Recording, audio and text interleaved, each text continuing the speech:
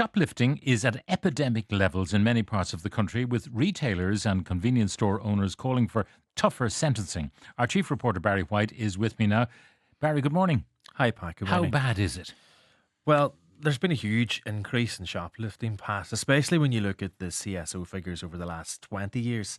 Some of the biggest jumps between the year 2003 and 2024 occurred in counties like Kildare, Tipperary, Wexford, Wicklow and Limerick.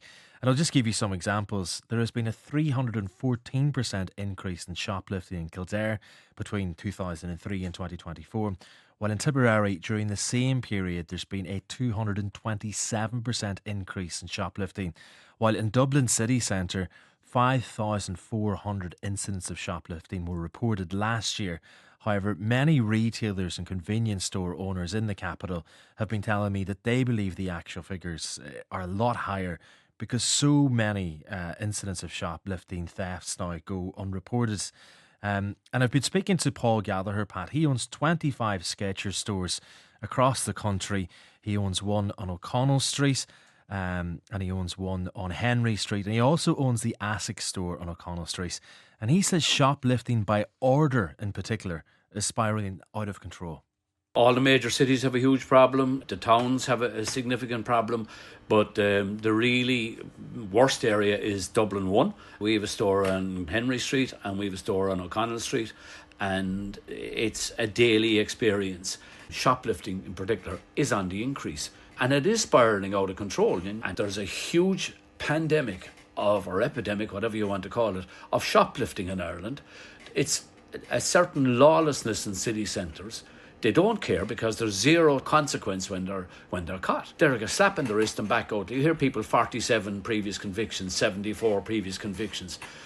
That's just having a laugh. Who is the common shoplifter now? Like you mentioned, there are people with 40 odd, 50 odd convictions. Yeah. Is it repeat offenders who are the worst offenders? There's a lot of repeat offenders, but there's a lot of young offenders as well, right? And there are a lot of professional shoplifters. There's a lot of shoplifting to order, like guys in a pub robbing a jacket that's worth 200 quid. They get 50 quid in the pub on a Friday night for it, and they're robbing to order. And like some high-end sneaker brands are expensive. I mean, if you're into high-end running shoes, it could be 200 quid or 250 quid or whatever the case may be. And clothing, sports clothing, I mean, if you go into the higher-end brands, like jackets can be 500 or 1,000 quid or whatever, and like it's become a profession. There's more brazen, bold, and just simply don't care. They grab 3, 4, 5 jackets worth a couple of hundred quid each, and they'll just literally run out that door. And if they get caught, they throw the jackets on the floor, and if the Gardaí come along and they do manage to apprehend them, they're back out the next morning. Is that the main problem? Is the fact that they know that they're probably going to get away with it? Well, they are going to get away with it. There are practically zero consequences here. Now, the Gardaí or the justice system will say, oh, we have arrested so and so. But for the most part, there are zero consequences for being a shoplifter. So what that says to the world is, you can be a thief in Ireland and we're not going to do anything to you. And I keep going back to zero consequences because there has to be a deterrent. And until the justice system comes up with something that's fit for purpose, this is only going to get going one way, and it's not getting better. And that's Paul Gallagher, who owns multiple shoe stores across Dublin City. So, Barry, how much is shoplifting actually costing business in Ireland? Do we know? Well, Pat, the Irish Small and Medium Enterprises Association estimate that retail crime costs retailers here over €1.62 billion each year. Additionally, retail crime costs Ireland almost €340 per capita, meaning the country has the highest cost per capita in the EU for shoplifting. While a survey by RG Data, Pat, found that the cost to 3,500 shops, forecourt stores and supermarkets that they represent is €40,000 per store. And I've been speaking to Mike Gleeson, who has 5 Spar shops in Limerick City, and he told me shoplifting cost his businesses €350,000 in the past year. Just in around the time of COVID, I don't know what happened. It just kicked off massively, and it's been increasing ever since. Epidemic, pandemic, it's like 60% of all crime in Ireland is retail crime now. How often does shoplifting happen in your stores then? Well, every 30 minutes something is happening. in each site, whether it's quiet shoplifting, in your face, just walking out and threatening staff. So you have 5 stores. How much does shoplifting cost in you a year? Last year audited €350,000 of stock loss across our 5 sites. That's a massive amount of money. If that was a government department losing that, they'd probably be holding a public inquiry. But because it's independent retailers, it's, I don't know, is it a blind eye that's been shown to it? But our justice system isn't supporting anyone on the ground at all. And I think it's time has come for a sea change in the way it's treated. We're sitting in one of your shops here in Limerick City. There's a Garda station next door to the shop. Does that not make a difference? Does that not stop people or put people off from shoplifting? No, it doesn't, unfortunately, because they're not afraid of the consequences of being caught. Yes, and I'm right next door to the guards here in Limerick, and they're in and out all day. But the shoplifter doesn't care. They don't care if they're caught. They have a need and a want, and they fulfill that whether they're getting caught or not. They don't mind being put to jail. And just recently we had a lady who was sentenced to 6 months for continuous shoplifting and threatening and abusive behaviour to member staff, and she was let out the back door of the jail 1 day later. So there is no punishment at the moment, but it can be frightening. Just recently in our Punches Cross store, we were holding a violent and aggressive gentleman for 3 hours. I won't even repeat the stuff that he threatened to our members of staff to do to them and their families. And 3 hours listening to that before we got a Garda car out, because there's only one car on that side of town at night. And that's Mike Gleeson, who owns 5 Spar shops in Limerick City. Some of the texts coming in, the Garda shoplifting figures are way below the actual. As a retailer, the Garda have no interest in responding or recording incidents of shoplifting. Most retailers don't even report because it's not worth the effort. This one from Deck. I collected my daughter from work at a large supermarket on the south side of Dublin yesterday. She was telling me that people come in and fill shopping trolleys and then just walk out. Half the problem is there are no qualified security personnel at the door. And if they did challenge someone, what kind of abuse would they get? Barry, retail staff getting more and more abuse. Yeah, it's on the rise, Pat. Verbal abuse and physical abuse of retail staff. RG Data, who I mentioned, they represent more than 4,000 independent grocery stores. They say the levels of abuse and harassment on retail workers is out of control, while the likes of Tesco Ireland say their staff face daily abuse and threats of violence.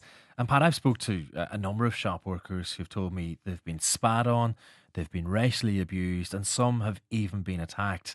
And one shop worker in Limerick City told me that someone they caught shoplifting then pulled a needle out and threatened them. So they're just facing daily abuse, daily threats, daily violence for some. And Pat, I've been speaking to Femi. He manages a sports shop in Dublin city centre, and he says aggression towards staff is on the rise.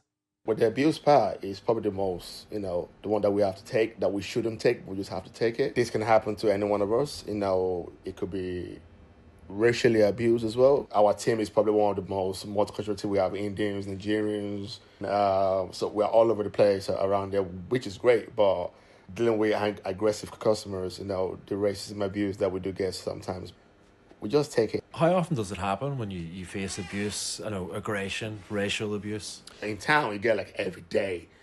You have to deal with that in town every day. Customers, they tell you to leave their country. You're keeping their jobs from the people. What's the worst abuse you got? People have been spat on before. People spit in your face. They did the wet floor sign. One of my friends go whack to the head because they caught someone robbing. And it's very tough, but I just think we have to be ready and keep praying not to meet some crazy people. When you've caught shoplifters in the past, oh yeah, what's the reaction? Did they be aggressive? When you do catch someone, you know what you've done. We had a guy here last year, Christmas time, on the watches with his kids. They were robbing with his kids. We're using his kids.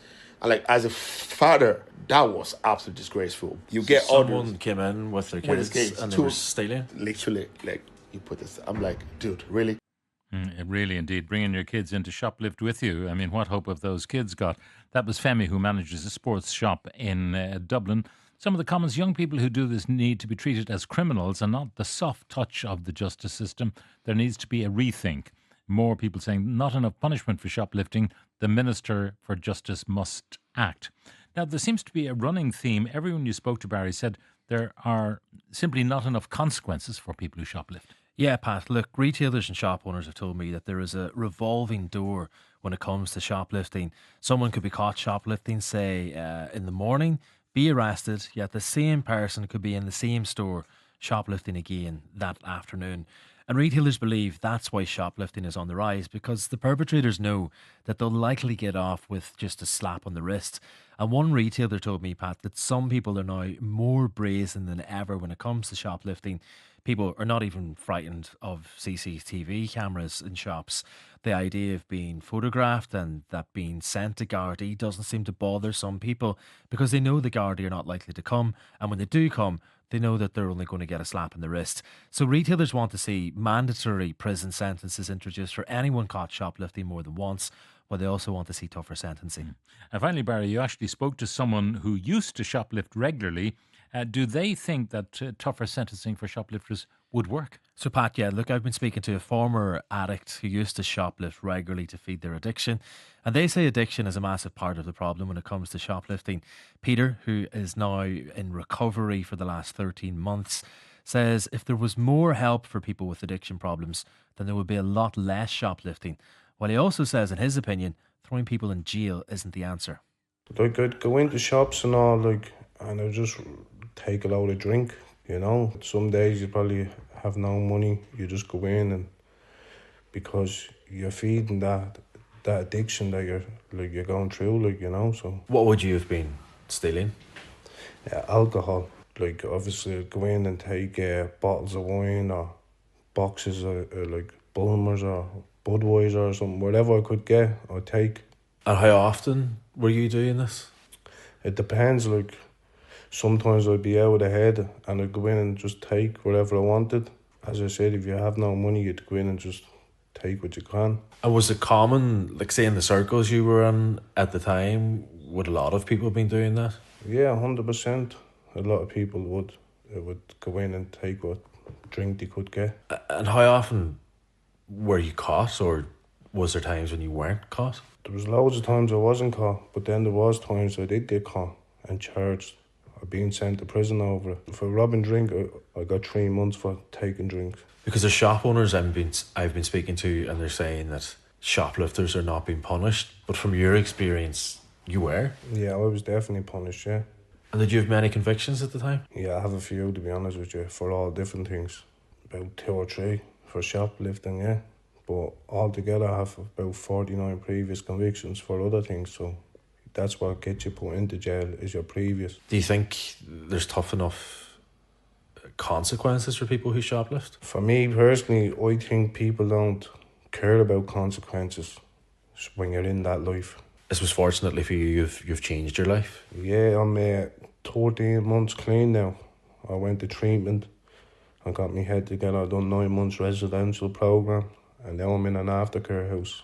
I have 11 weeks left.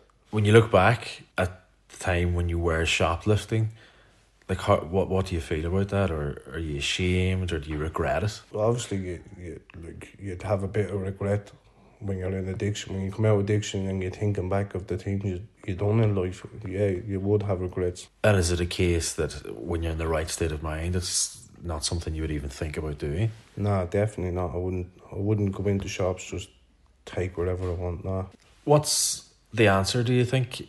Like, some people are saying tougher sentences. Nah, I think prison, you don't rehabilitate. You can come out worse when you go to jail. You learn new things in jail, you know. You learn about other things, what to do, how to make money, how to feed your habit or whatever. A former shoplifter talking to our reporter Barry Whyte. Barry, you're heading off to Rome. I am, yeah, Pat. I'm heading tomorrow morning for the Pope's The funeral. report on the Pope's funeral. Very good. Anyway, Barry Whyte, Chief Reporter, thank you very much.